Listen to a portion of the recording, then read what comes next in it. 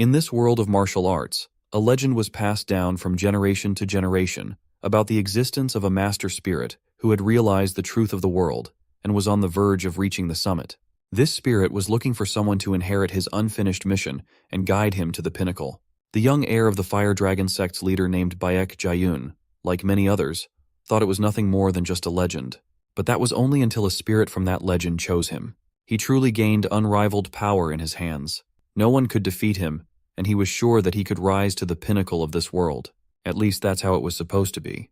But in reality, after years of bloodshed and horrible experiments in search of immortality, the spirit stopped guiding him. Already being a miserable old man, he wondered why the spirit of the master had stopped guiding him, but he could not find an answer to this question. Suddenly, his main scientist came running to his palace with the news that they had finally succeeded. He brought with him a test subject and the elixir of immortality he had created.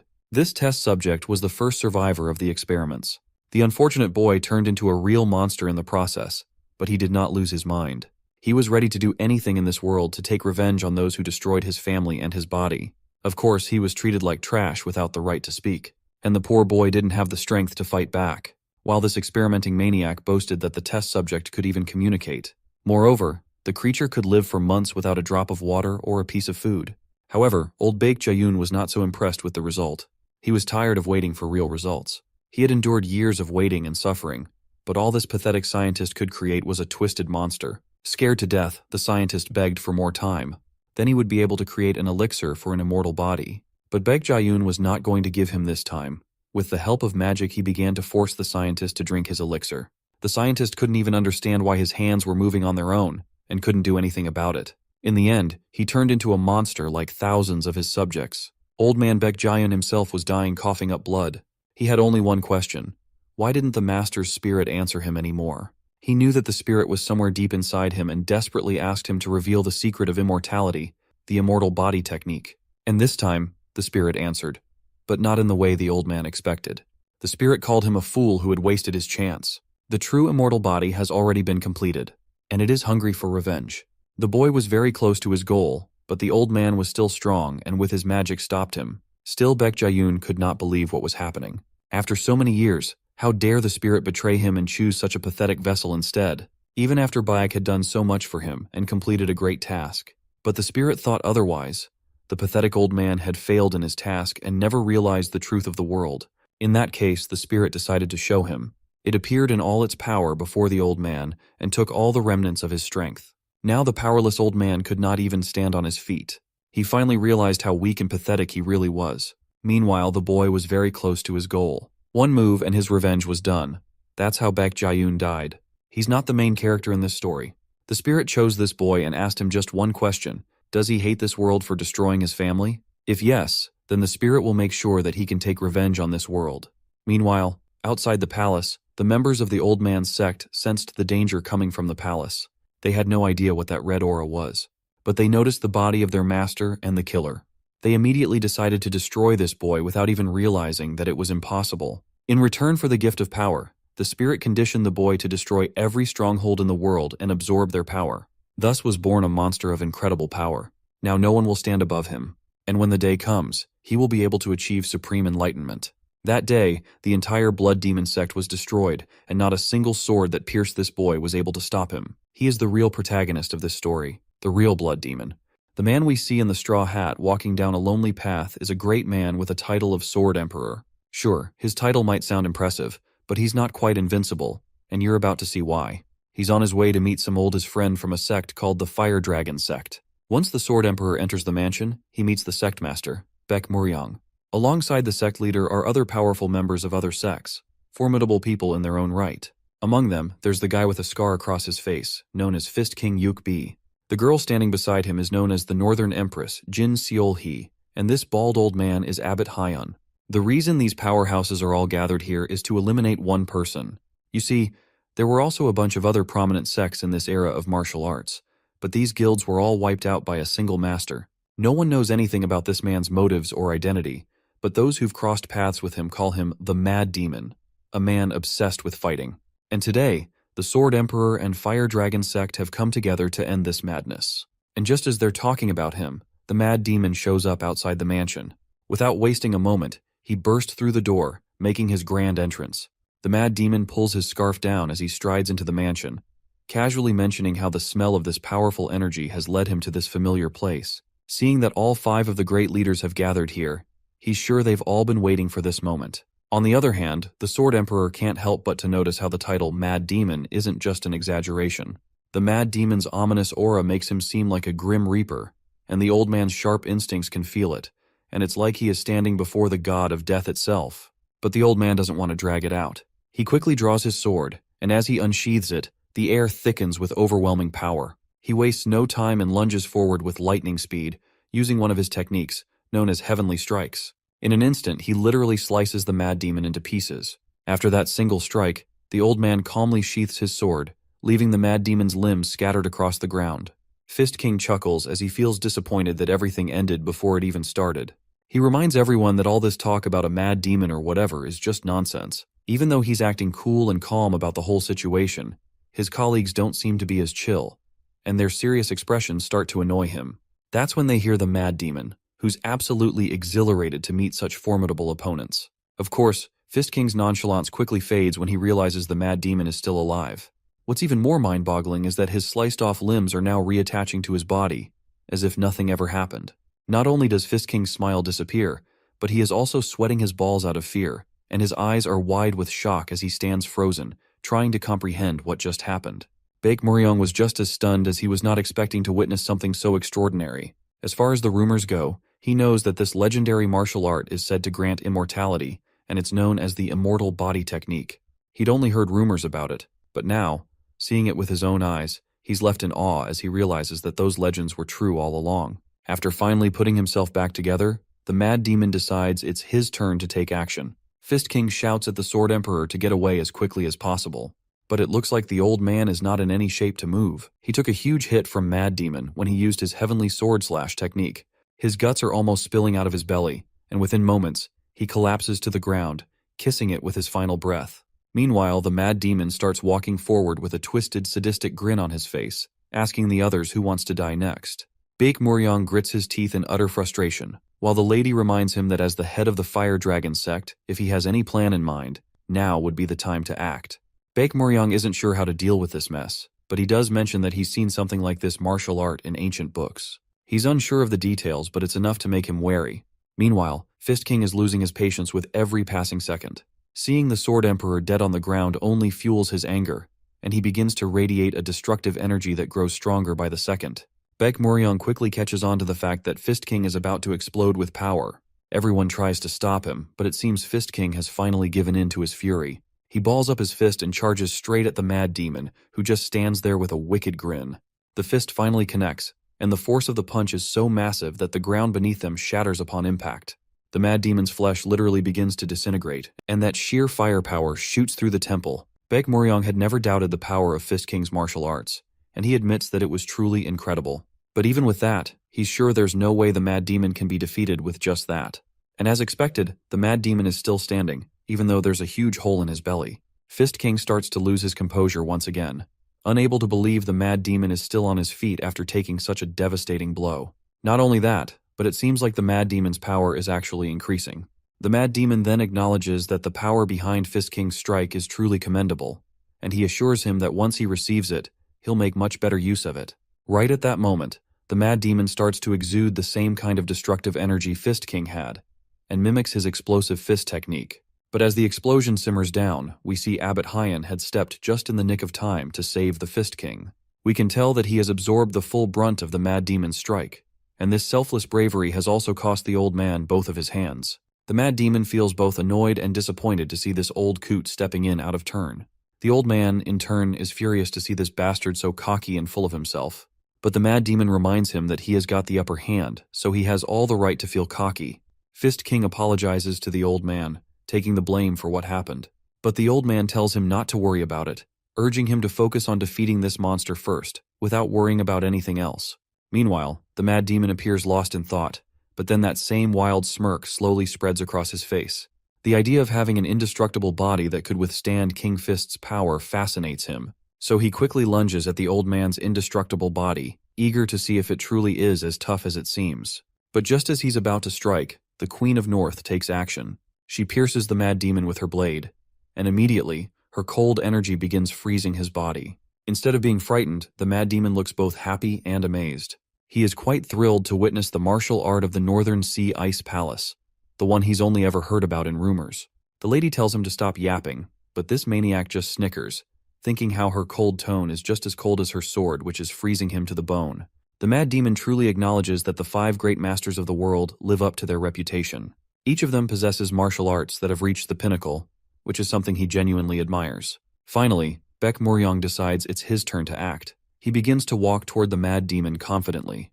Baek Muryong reminds this maniac that he still has yet to see the martial arts of the fire dragon sect's leader, Baek Muryong. With just one quick move, Baek Muryong slashes down at the mad demon. But of course, we all know that cutting down this maniac is not the solution. The mad demon chuckles at the futile effort of the great leader of the fire dragon. That's when Baek Muryong drops bad news to Mad Demon that he will now forever be trapped in darkness. In that instant, cloth-like bands burst from the chest, wrapping around the Mad Demon's body, binding him in a way he couldn't have anticipated. The Mad Demon struggles desperately, trying to break free, flailing around as much as he can. But the bandages quickly wrap around him from head to toe, binding him tightly. His strength begins to fade, and soon, his body loses all resistance. In the end, he's completely ensnared, stuck under the wrappings forever, like a living, breathing mummy. The old coot is blown out of mind to see this. He admits that he's never seen such a martial art in his entire life, and curiously asks what the hell that was. The sect leaders explain in response that it is the Eclipsing Blade, a treasured technique passed down only to the leaders of the Fire Dragon sect. It is a powerful martial art that seals its victims in darkness, rendering them helpless. However, there are no records of the Eclipsing Blade ever being used before, so no one knows how long its effects will last. Because of this uncertainty, the leaders of the Fire Dragon sect decide to always stay vigilant, ready to deal with the Mad Demon if he ever escapes. But just like that, 3,000 years have passed, and the Mad Demon, who once terrorized entire continents, is still trapped under those wraps. The world has changed a lot since then, and it's not surprising to see machines and robots everywhere. We find ourselves in Plant GSP Zone 3. Inside a giant tech tower, people are going about their daily lives. Then we meet a young man with a bright smile.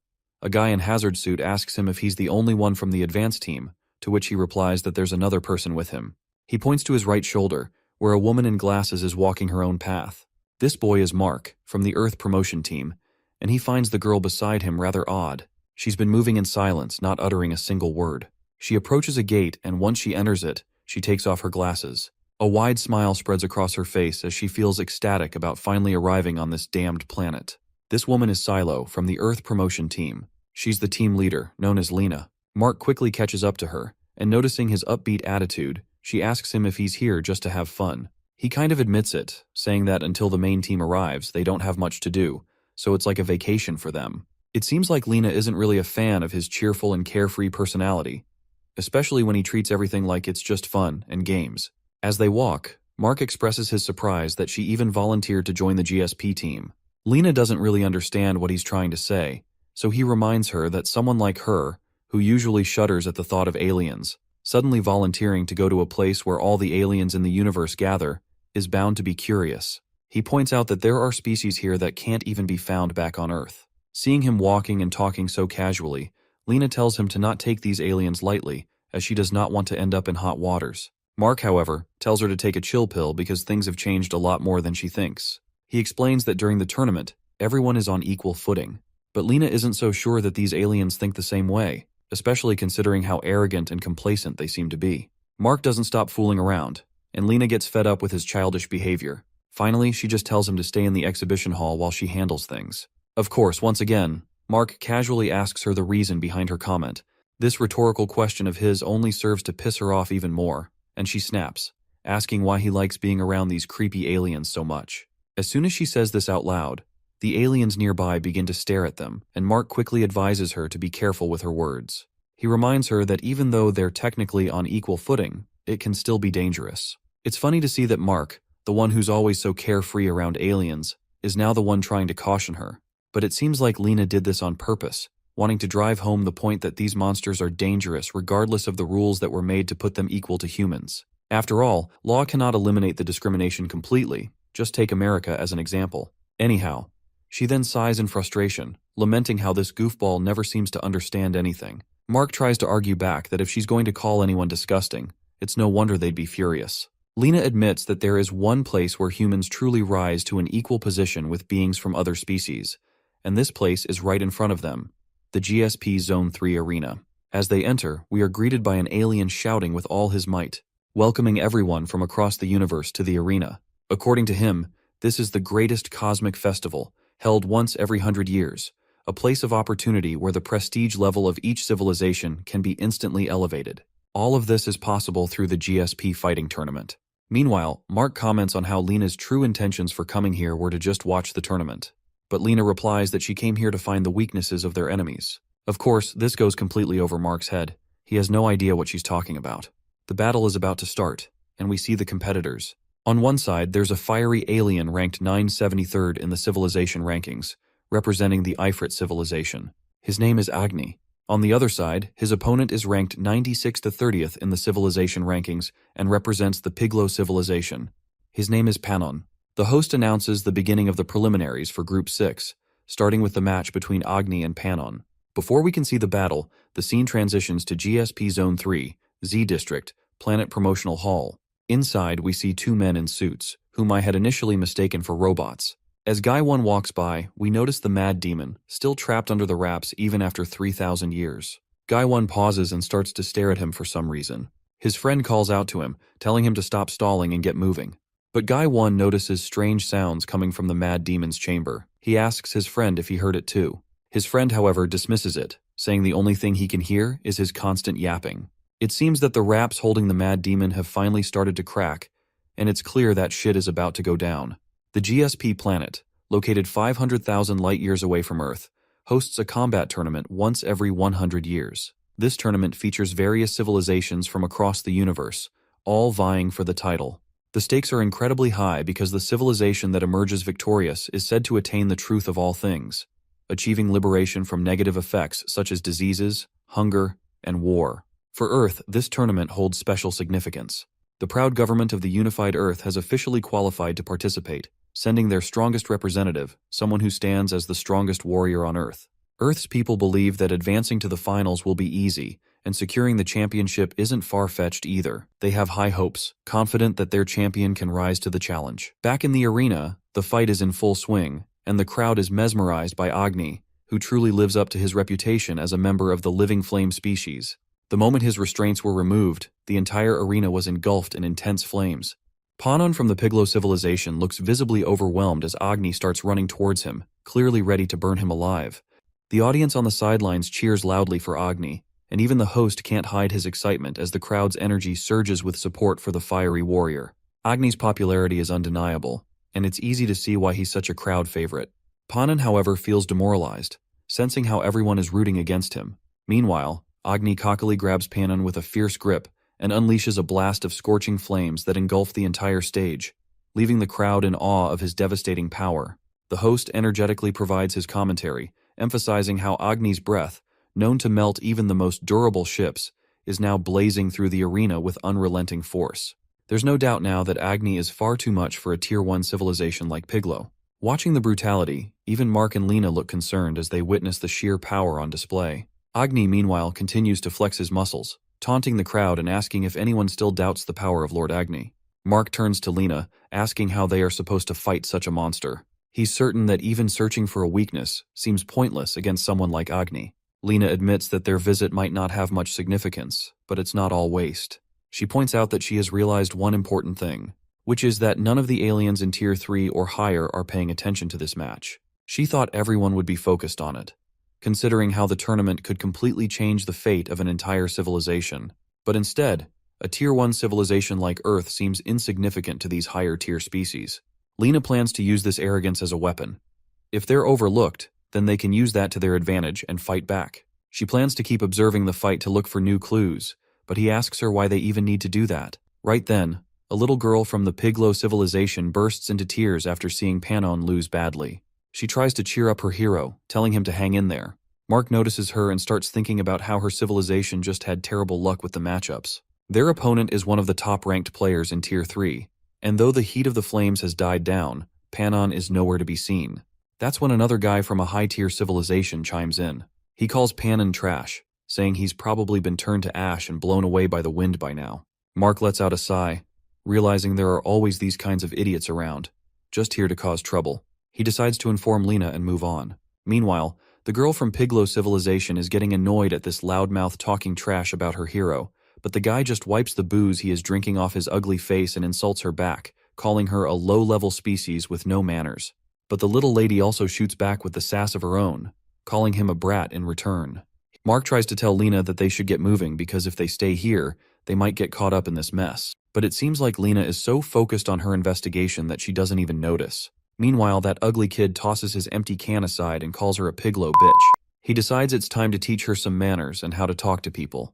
The little girl is absolutely terrified. She even drops down to the ground as she recoils in fear, and that jerk grows bigger and bigger. Mark shouts out loud to see this insanity, and his scream finally snaps Lena out of her focus.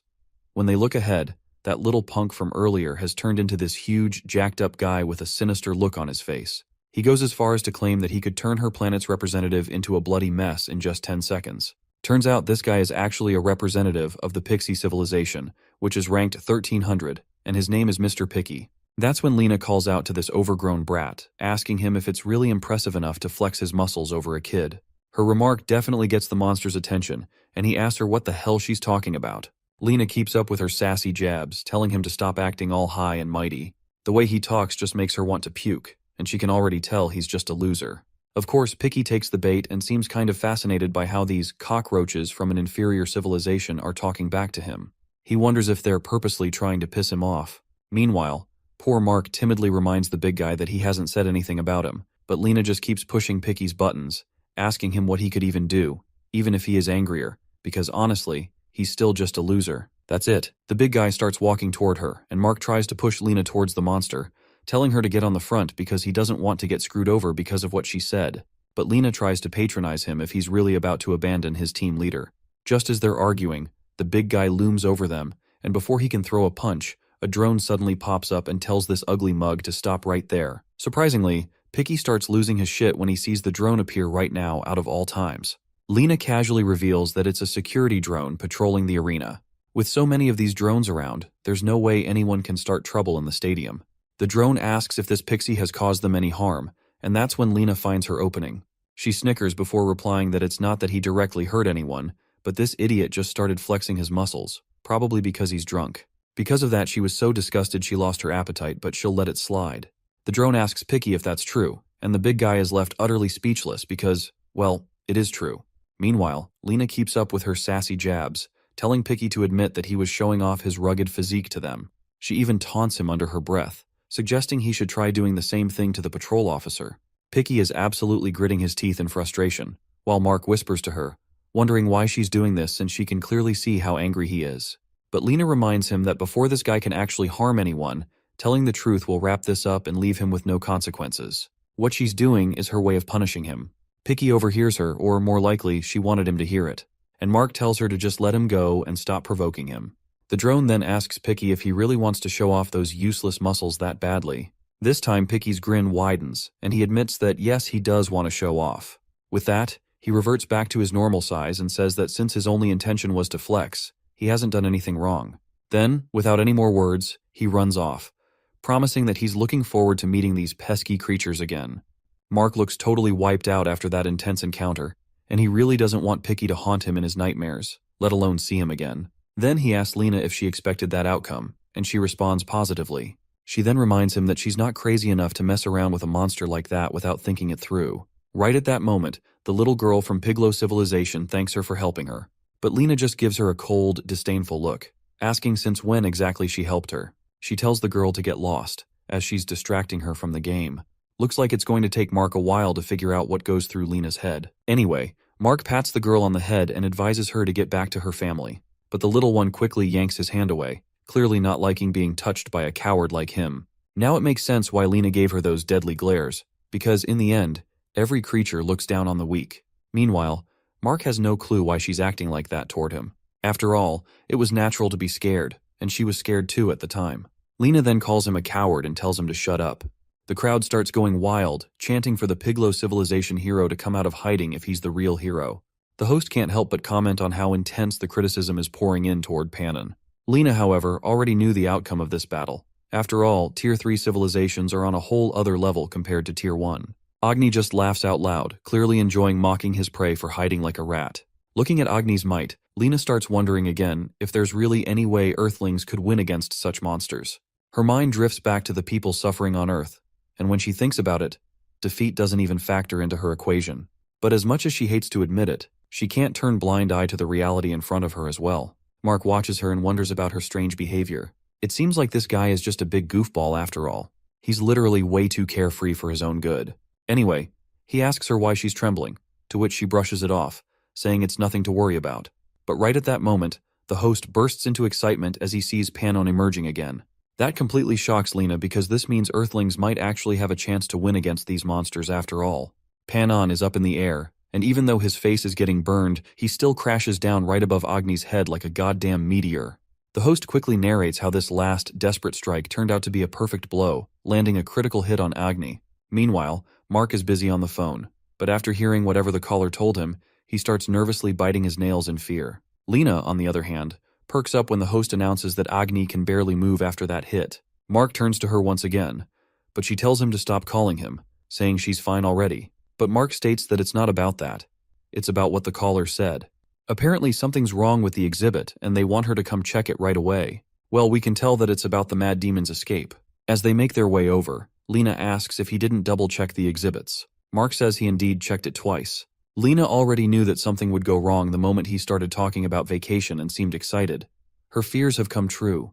But Mark says it's strange because there wasn't supposed to be any issue. Right at that moment, we see someone hiding behind a pillar, and it wouldn't be a surprise if it's Picky coming back for revenge. But Lena and Mark both walk on without a care in the world. Lena's even happy to see the outcome of the fight. She can hardly believe that Panon actually won against that monster. It gives her some confidence. Maybe these aliens aren't as invincible as she thought.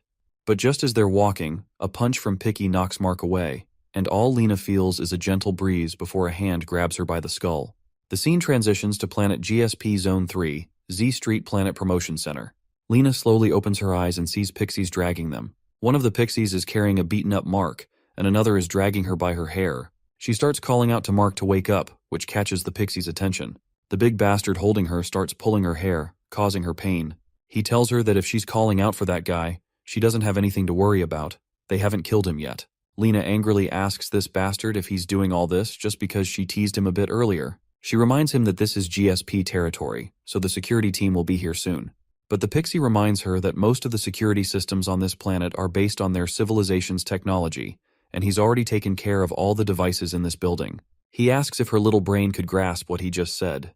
Picky then expresses his frustration, wondering how the Galactic Federation could have accepted such incompetent fools like humans. Once Lena hears this, she gets really annoyed and angry. She reminds this ugly sucker that they didn't want to join this useless Federation either.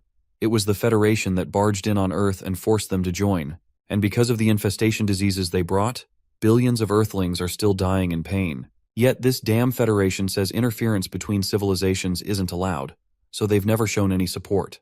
The two pixies go silent for a moment, but then Picky can't hold it in anymore and bursts out laughing. They both laugh about how she is confidently admitting that her civilization is royally screwed. They ask her if she thinks the Federation is some kind of charity organization that will actually show them support. What's even more hilarious to them is that her primitive civilization is still struggling with things like infectious diseases. The two pixies laugh to themselves, saying they thought primitive beings like humans were only found in museums now. Just then, a familiar voice asks these fools if they're the ones who brought him here. And of course, that voice belongs to the Mad Demon. The last time he remembered, he was in the Shaolin Temple, but now it seems like the entire mansion has changed drastically. It's so extravagant, it feels more like a private room in a large inn. Lena is bewildered by the accent and language. It's exactly the same as an Earthling's. The pixies, on the other hand, can't understand a word Mad Demon is saying and tell him to use human language. Mad Demon's mood shifts when he realizes that it's not just the interior decoration that's changed. He's basically in a totally new place. And these big fat pixies don't seem to understand the language of Earth. It doesn't take long for Lena to realize that this guy doesn't speak the common language. But honestly, it works in her favor. She can speak to him in Earth's language, and the pixies won't be able to understand a word of it. So she quickly shouts at him, telling him to report to the security team right away because these guys are trying to break Federation regulations. But before she can get another word out, the big pixie slams her head hard onto the ground in order to silence her. Seeing this violent fatso gets Mad Demon excited and amazed. He's glad at least something hasn't changed. Without wasting any time, he extends his hand towards one of Pixie's belly. Using his Vortex Wind Fist, my guy obliterates the bastard with just one punch. Picky also gets obliterated in the process along with his friend with that single hit. All that's left of Picky is the hand that was holding Lena and a pair of useless legs. Everything else is totally obliterated. This crazy maniac laughs again, that sinister smile creeping across his face. Since Lena can understand his words, he tells her not to try running away. He has a lot of questions he wants to ask. And if she tries to run, he'll kill her on the spot. Lena then tries to ask him questions back in the native language of this current era, but her words go right over this maniac's head. She asks again, trying to understand how he just obliterated those guys. But that's when he snaps her into his attention. He tells her that if she doesn't speak clearly, she'll lose her life for sure this time. Lena quickly remembers that he can't speak the common language and decides to just answer his questions instead. The martial artist asks her first to explain where they are. She tells him that this is the promotion building in Street Z. Of course, he does not know what she is talking about, and asks her if this isn't the Shaolin Temple. Well, he can tell enough to know it's not the temple. The atmosphere and the energy radiating from the place feel completely different. And besides, if it were the temple, those bald monks would not have been causing ruckus there. Hearing him spout nonsense, Lena asks him who he even is. The language he speaks and the way he looks make it clear to her that he's a human from Earth, and she wants to know how he managed to channel that much power without any special devices. She asks him how he created that explosion just now. He then annoyingly grabs her by the hair and asks why she's fumbling around. She quickly yanks his hand away and sternly asks him to introduce himself first. Of course, this primitive martial artist has no idea why she's asking these questions, since he is supposed to be the greatest martial artist who brought the entire martial arts world down to its knees. But Lena snaps back, saying she doesn't know jack about him. She wonders out loud if he's some kind of celebrity. Lena's eyes widen when she sees an angry pixie charging at them. But Mad Demon doesn't even flinch. He just calls the ugly bastard out for annoying him. The pixie gets even more pissed and swings a punch as fast as he can. But the Mad Demon simply punches this bastard's punch and then counters with a punch of his own, leaving the overgrown fatty's eyes bulging out of his sockets. Mad Demon is clearly annoyed to realize that these brutes are all muscle and no brains. He's pissed they didn't even bother to train their internal energy. That single punch sends the pixie flying. Lena, on the other hand, is sweating profusely in apprehension. Not only did Mad Demon just block Pixie's attack with a single hand, but retaliate with a punch of his own. Mad Demon turns to her again and asks her if she still can't recognize who he is. Lena is just as confused as she can be. The way this guy is talking makes her wonder if he's famous on Earth. With the strength he's showing, it'd be weird for people not to know who he is. She apologizes, explaining that she doesn't know him because she's not that familiar with Earth. She spends most of her time on other planets. This mention of other planets totally throws off the Mad Demon, so Lena tries to explain again that she never spent much time on Earth due to her work. Right at that moment, Mark wakes up and, after reaching her, asks what's going on. While the lady is relieved to see he's awake, though not too happy, the Mad Demon is just annoyed, wondering where all these weaklings keep coming from. Mark quickly asks Lena who this guy is. This sets Lena even more surprised, as even Mark doesn't know him. Mark then asks if this guy is supposed to be someone famous. Lena then faces the Mad Demon again. While she appreciates that he saved her, she tells him it's going to be hard to cooperate if he doesn't reveal his identity. The Mad Demon, of course, starts snickering with his trademark sinister smile. He bursts out laughing as he finally decides to personally tell them about himself. He announces he is the great demon Ma Jinwol, the one who destroyed the 4 great sects. Naturally, neither Lena nor Mark has any idea if this is supposed to be some dramatic reveal, and Mark, without hesitation, calls the Mad Demon out for his childish theatrics and silly name. Lena, on the other hand, doesn't fully understand what all this means, but the name Ma Jinwol sounds pretty extraordinary, and she starts to think that maybe this is the person humanity has been looking for. Right at that moment, the defeated pixie slams his fist into the ground in utter frustration, muttering bitterly about how he lost to trash. His voice is laced with both anger and disbelief. Since Mark was unconscious during all that happened, he has no clue why these pixies are here. In fact, he doesn't seem to remember being abducted by them and wonders if they're here because of what happened in the stadium. The monster grows increasingly annoyed as energy surges through him again, thinking if only he didn't have this suppressor limiting his power, he'd easily beat the hell out of this lowly trash.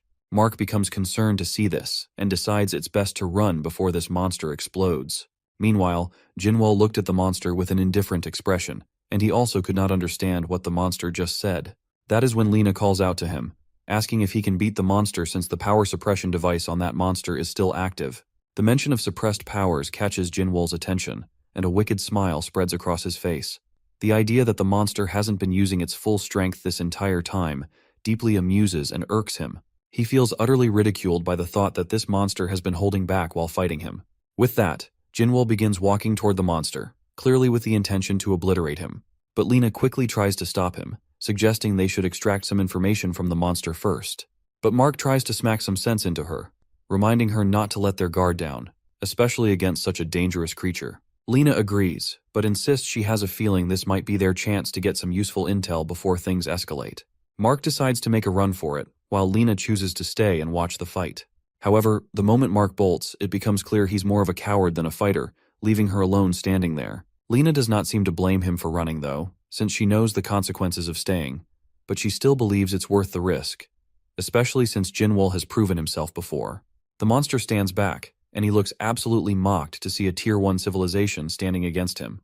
But he attributes his previous loss to the suppression device, so this time he destroys it to unleash his terrifying powers. As soon as the suppression device is gone, the monster grows even larger, and this majestic golden lightning crackles around him. Lena watches in horror as this is her first time seeing a pixie with unsuppressed powers.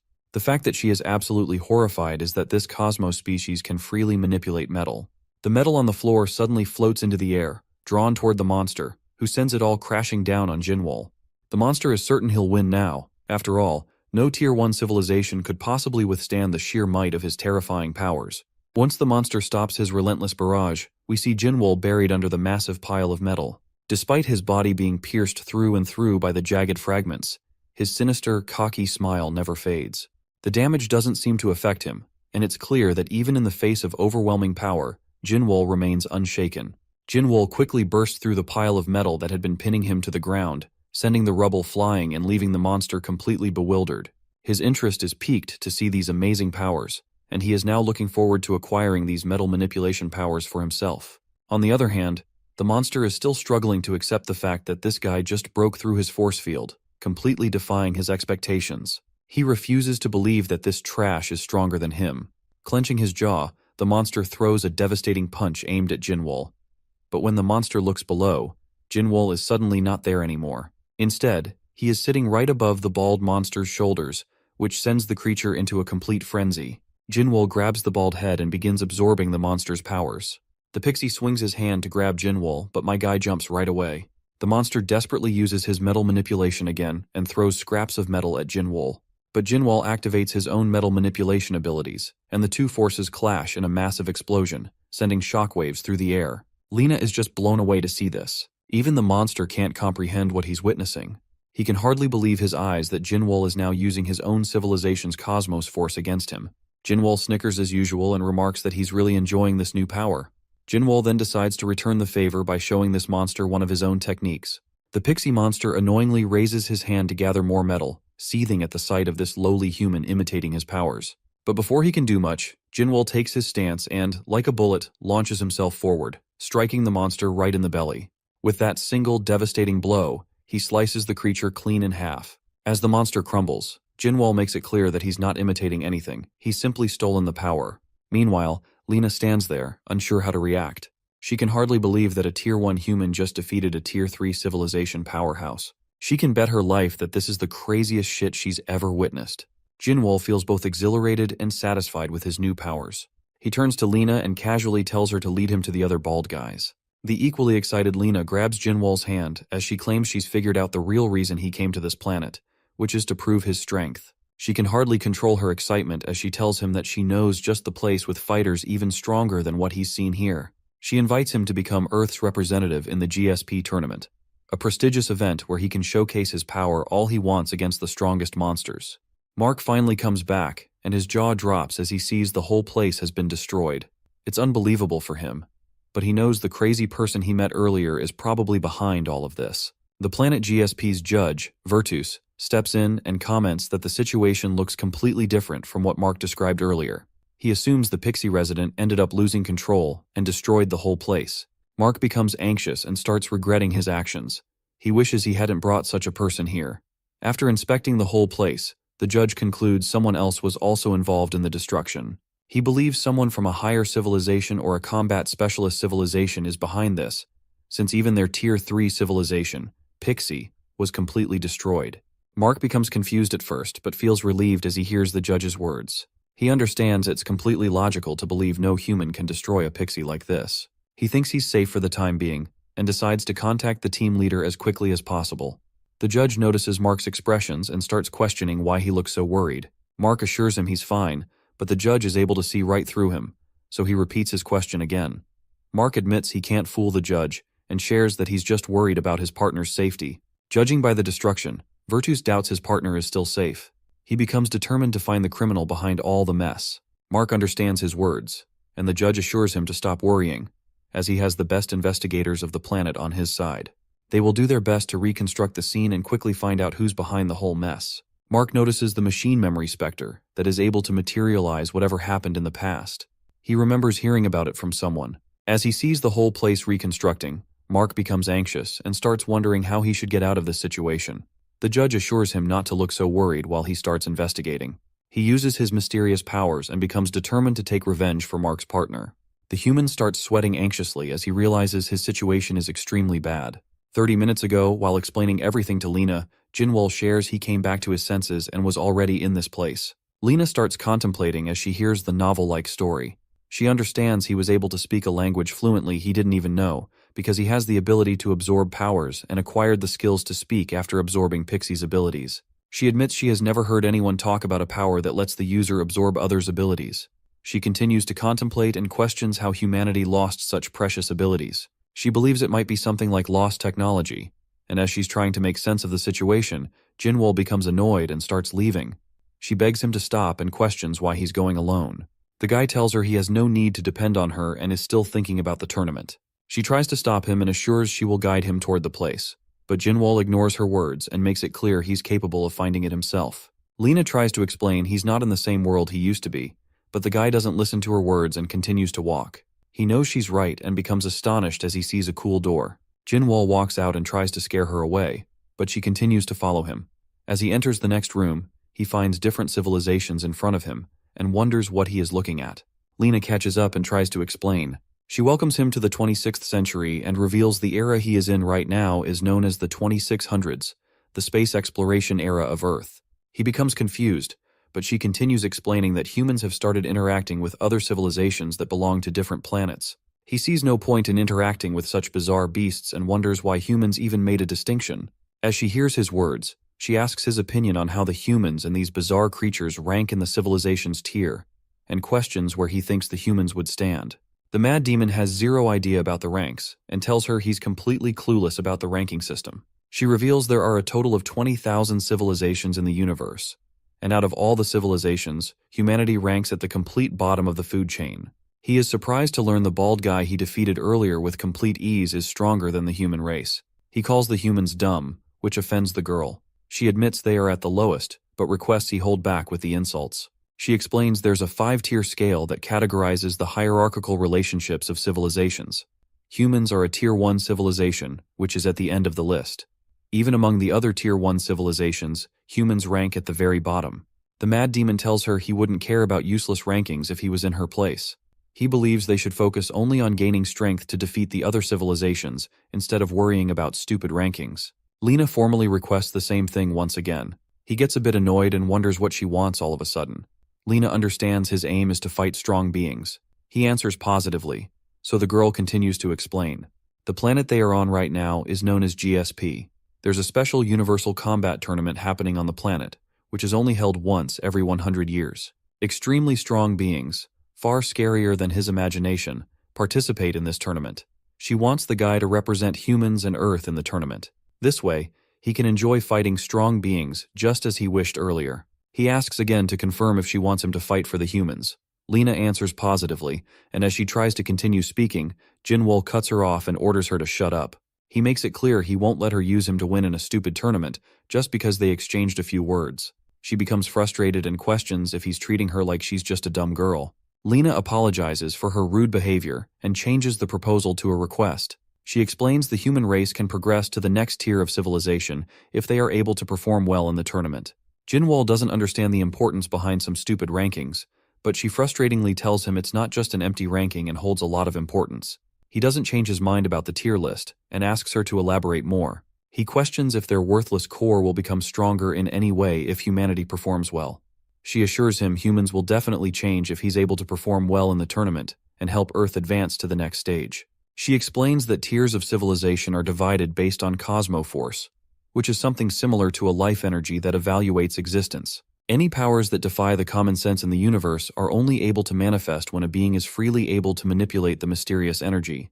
The mad demon understands her explanation and believes she wants to use the mysterious power, but the issue is, the human race is unable to use it unless they advance to the next tier. The problem is, there's no chance humans can win against other races in the tournament, so she wants him to represent humanity and fight against the aliens to win. She calls him correct but clarifies they are not going to gain any magical powers once he wins the tournament. They will acquire knowledge that can't be obtained any other way, even after a lifetime's dedication. He becomes curious and asks her to elaborate. Lena shares the knowledge humans were able to acquire up until now is considered to be the fruit of many centuries of efforts. After humans became capable of exploring space, other civilizations revealed the truth to them. Whatever information they had gained after years of efforts and hard work was merely a fraction of the knowledge that's persistently being broadcasted by an enormous brain of a mysterious alien at the end of the universe. There are civilizations that are capable of controlling the knowledge the giant holds. These civilizations are called End Sapiens. In the current universe, they are the only Tier 5 civilization,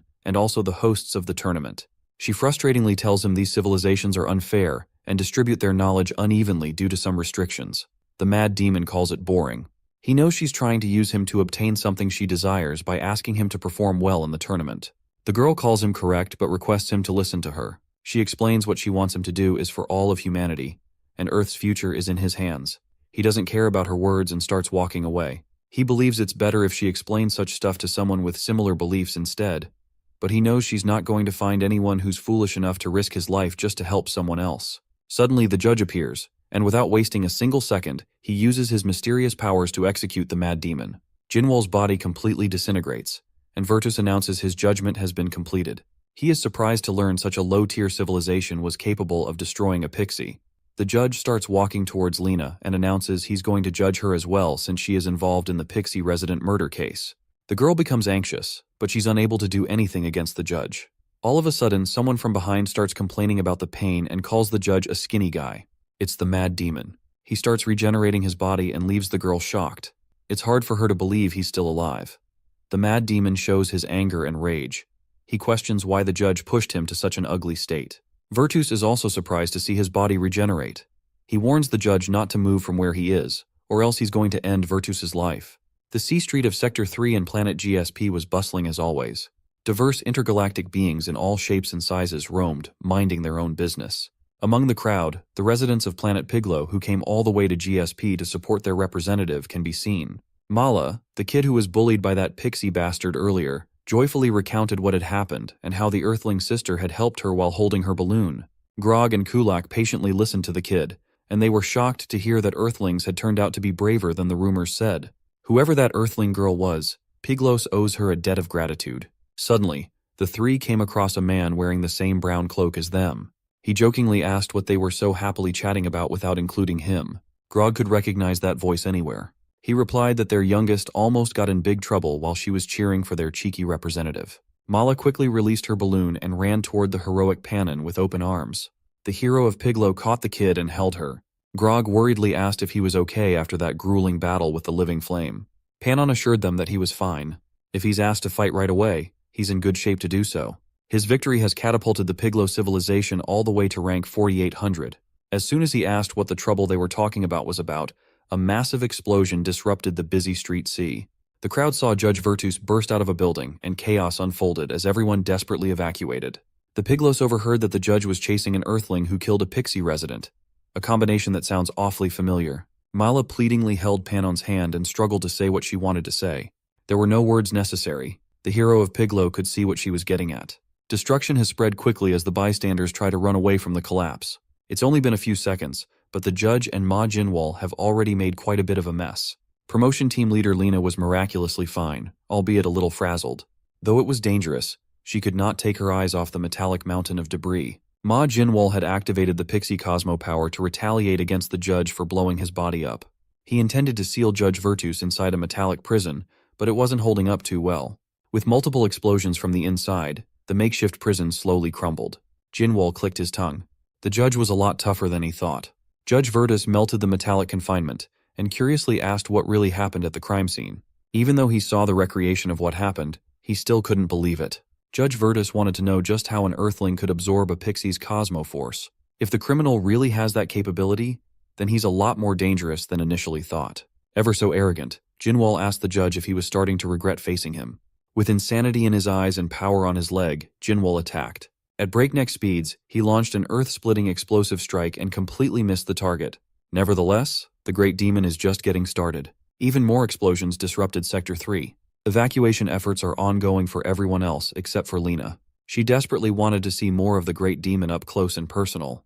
Lena was just a few meters away from a pissed-off judge when some strong arms grabbed her from behind, gagging her mouth so as not to make any sounds. It was Pennon. He urged the Earthling to calm down as they came all the way here to save her. Unbeknownst to the hero of Piglo, Grog followed closely instead of taking Mala away from the chaos. Lena recognized Pannon as the fighter they had just watched on stage. Pannon was just annoyed that his people just couldn't seem to follow simple instructions. Grog assured his hero that Mala was safe with Kulak, so they just had to hurry and run away too. The hero of Piglo braved his way toward the mess to repay the favor Lena did for little Mala earlier. Their civilization is built on repaying kindness when received, after all. Just as they were about to make a dash for it, Lena protested to be released. Pannon warned her that saving her fighter was impossible. The judges of GSP are all monsters who have made it all the way to the tournament's finals. An Earthling going up against such a powerful opponent is utterly hopeless. At least that's what common sense dictates, but Jinwoo is built different. Judge Virtus carefully observed the Great Demon and determined that he had more aces up his sleeves. It's now one big explosive attack versus multiple Jinwoo clones. The judge's technique shone brightly as the power of his beam became increasingly unstable. Reaching critical mass, an explosion swallowed every nearby infrastructure like a nuclear bomb. Judge Virtus was confident that such widespread destruction should be enough to neutralize the tricky Earthling. But he thought wrongly that Jinwoo had successfully closed the gap between them with another technique that was ready to go. He thought he had a clear line of sight for a counter, but he underestimated the judge's speed. Judge Virtus materialized and teleported his hand to defend his back. One tiny beam of light transformed into another massive explosion to demonstrate just how insignificant an Earthling was. Meanwhile, the Piglos continuously ran away from the battle while Lena frustratedly protested to be let go. She urged Pannon that if he really wanted to save someone, just save the Earthling fighting the judge. But even out of a fresh win and rank up, Pannon and Grog knew that they were no match against someone as strong as a judge. They've risked enough trying to save Lena, who helped Mala earlier. Pannon is a paragon of the Piglo civilization's ancient belief in returning kindness. It's a principle that has protected their planet for a lifetime. Grog begged to differ. Suddenly, their retreat was halted as what looked like flaming debris landed in front of them. The thing was so charred that it looked like dry firewood that had inexplicably fallen from the sky. But no, it was Ma Jinwoo. Not far from where they were standing, Judge Virtus steadily materialized into existence. Just as expected, the judge is in pursuit of his target. Grog urged Pannon to quickly escape and just leave the Earthlings behind if push comes to shove. At this rate, they might get caught up in the battle and end up looking like charred firewood too. But it would take more than just some puny explosions and flames to kill a great demon. As Lena expected, this guy must be immortal. She urged the Piglo boys to take a proper look at the burning mess on the floor. As if on cue, Jinwoo started screaming in agony as his nerve endings recovered, bringing the sensation of being burnt alive. Grog and Pannon have never seen something like this. The guy has lost more than half his body and was continuously being eaten by Virtus's fire, yet he's constantly regenerating. Maybe this is Earthling's cosmic force. Judge Virtus materialized completely and argued that regeneration is way too precious of power for such lowly creatures to possess. The judge gave the Piglos the choice to let the criminals be and leave. Grog has been advocating for this since earlier. This is their chance to wash their hands of any involvement. But Pannon turned to Lena to ask if the burnt firewood could really survive. Lena looked him in the eye and truthfully answered that she had seen Jinwoo recover from worse injuries. If that's the case, Pannon urged her to take the dude to the GSP registration office right away. If he registers as a GSP fighter, even Judge Virtus won't be able to touch him recklessly. Grog can already tell that his brother is about to do something stupid that he won't be able to stop. Pannon tossed his cloak away. He will be holding the judge off, buying time while the other two rush for the registration office. Grog felt frustrated at his stubborn fool of a brother, but he listened to Pannon's instructions. Cursing while running away, Grog pleaded with his brother to survive. The hero of Piglo assured Grog that with his previous victory, He gained a weapon that would surprise even Judge Virtus. The judge just called them fools and started winding up another finger explosion. Panon had heard that before Virtus became a judge, he was a Helicionian fighter. As far as everyone knew, the weakness of Helicionians, known for their power to wield light, is darkness. And it just so happens that with Panon's victory, the cosmic force of his civilization has awakened, giving him the power to wield darkness as a weapon. He thinks it wasn't a coincidence that he found himself here. The ancestors must have been guiding him in assisting Mala's benefactor. The GSP tournament player registration office was full of hopeful fighters from all over the universe.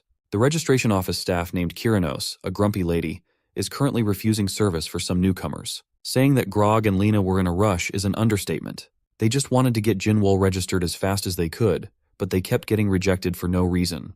Kyranos looked at the condition of the fighter they were trying to register and gave a definitive rejection. Ma Jinwol has recovered enough of his body to talk. He assured the staff that he was fine, and he had ultra regeneration. The ruckus at the registration desk was starting to attract the attention of everyone else in the office. They saw an Earthling trying to register, only to be rejected repeatedly. It is widely believed that Earth is a weak civilization. Their participation in the tournament would be hilarious. The opportunists among the crowd saw this as an opportunity to add a weak opponent to the bracket for an easy win. Maybe they should help that Earthling get in. Kyranos stood firm on her decision to deny them registrations, until the interested crowd started piling up, pressuring her to let the Earthling in. They cited that all civilizations have the freedom to participate in the GSP, and discrimination against lower-tier civilizations is a crime. Grog and Lena didn't know why these random aliens were backing them up, but they should help. The chance to get the Earthling officially registered can be heard all the way outside of the office, forcing Kyranos' hand to approve the process. Lena was pleased that it all worked out in the end. But Kyranos just wanted to confirm one thing. Their so-called fighter needing a registration has vanished. They were so engrossed in trying to get in that Ma Jinwol had gone off on his own once more. The fight has now reached all the way from Street C to Street G. Judge Virtus was puzzled by everything that had happened today. He can't fathom just what these insignificant beings gain by trying to save each other and putting their lives on the line. Maybe it's just impossible for the judge to make sense of the thoughts of lower-tier civilizations like Earth and Piglo. Just as he was about to deliver some punishment, the judge's attention was snagged by a familiar grating voice. Ma Jinwol has crawled out of his mortal injury for a second-round bout. This time he'll make sure to kill Judge Virtus for real. But the Helicionian fighter remained calm. He can't be bothered to be threatened by lower-tiered beings making foolish decisions left and right. But just as he was about to obliterate Jinwol, a curtain of darkness started disrupting his light. Panon came in clutch and temporarily sealed the judge's abilities. All that was left was for the Earthling to hit hard. For the first time in a long while, the judge felt threatened. Ma Jinwol wanted to prove that his martial art was not insignificant by making the judge eat one of his strongest moves. A punch packed with all of his power socked the armored bastard in the face. As a result, Judge Virtus's mask shattered and flew away. Meanwhile, the first scene of the crime, the Planetary Promotional Center at Zone 3 of Z District, was peaceful as can be. Lena's underling, Mark, was stressing over what was happening while trying to convince himself that it was not his fault. Bro was going through it. He even blamed team leader Lena for meddling with the Pixies in the first place. If she hadn't done that, none of this would have happened. Mark can hear the explosions and destruction as clear as day from his position. Following the sounds, he saw the fiery onslaught. He initially thought it was a terrorist attack or an accident. Just as he was wondering what was happening, he received a phone call. Back in the middle of the action, the judge's mask has fallen. Unfortunately, the same can't be said for the judge himself as he clutched his face in rage. Ma Jinwol was amused that an enemy managed to withstand a serious blow from the Great Demon. Since the judge has proven his strength and durability, Jinwol will just take that fascinating power over light from the big guy. Judge Virtus's calm demeanor has vanished, replaced by anger for what Jinwol just did. He could not believe that such a lowly being dared to scratch the mask directly bestowed on him by the divine. From now on, the exposed Helicionian is taking this fight personally. He wanted to rip apart the Earthling insect more than anything. He materialized his hand right above Jinwol's head, but the Great Demon quickly caught on. He dodged the incoming flash of destructive light, escaping with finesse. But the judge wasn't just a one-trick pony. Aside from his explosives, he had physical tools and a bizarre flickering movement technique to catch up. Jinwol is confident with his speed, but even he finds the judge's persistence troublesome. Finally, the Helicionian caught up and landed a solid strike, sending him flying toward another infrastructure. To finish the job, Judge Virtus started winding up one final explosive light.